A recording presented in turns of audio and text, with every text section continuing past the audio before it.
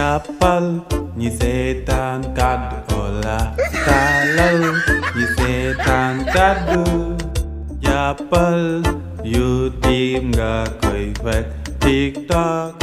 Instagram page Facebook. bon ki ne vraiment mooy loolu quoi bu weer bi déwee nga ñëw ñu xool li nga fi am nga arrêté liggéey ci entreprise bi quoi parce que man mënu ma nekk sa patron ba pare chaque jour ma leen njëkk xëy si loolu mënu nekk sànq laa fi romb dugg sama bureau fii fekk ma fi kenn. man teel naa xëy si sax de dama wàccoon ci suuf di jënd ndékki sama saak baa ngi noonu sax ma teg si suuf. mais ñaata yoon laa la tere loolu waañ baa ngi nii sa wet même pas 1 mètre frigo mi ngi si biir frigo bi lépp ngi si biir. fromage mi ngi fa saucisson mi ngi fa corned beef mi ngi fa chocolat beurre et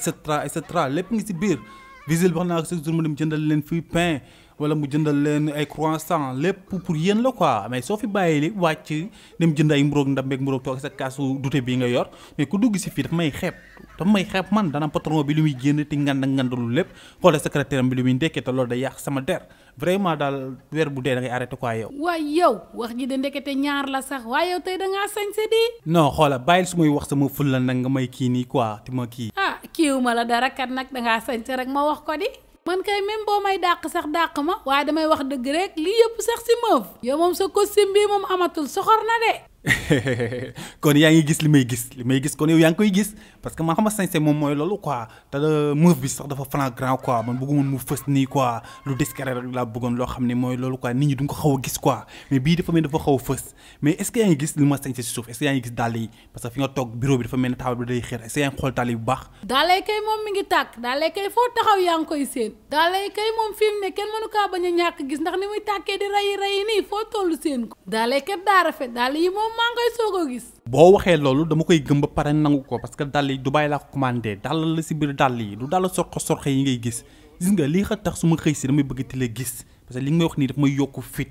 mooy yokku doole quoi su ma xëy see gisuma la sama yaakaar day tas parce que bu ma génnee sama kër dugg sa moto damay wàccee verre yi quoi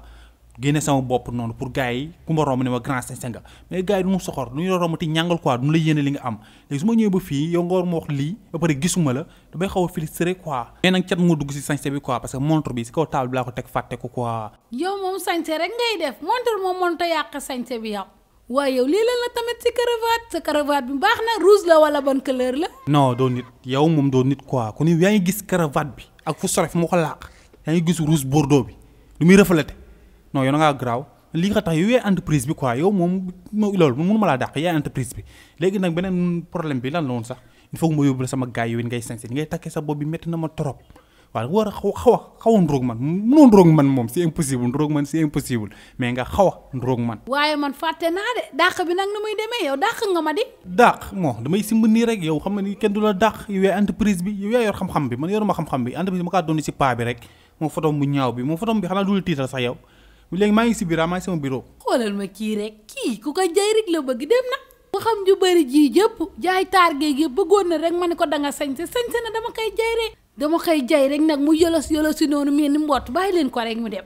jàppal ñi seetaan kàddu Ola taalal ñi seetaan kàddu jàppal YouTube nga koy fekk TikTok Instagram page Facebook.